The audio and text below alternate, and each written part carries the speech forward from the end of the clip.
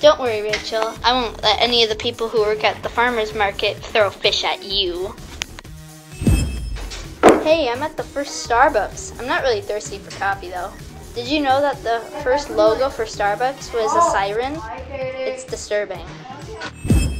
Oh my gosh, it's the Vermont Troll. He weighs 13,000 pounds. He's fat. Did you know that brides like to get their pictures taken and change in forms? Ew, are you really touching that?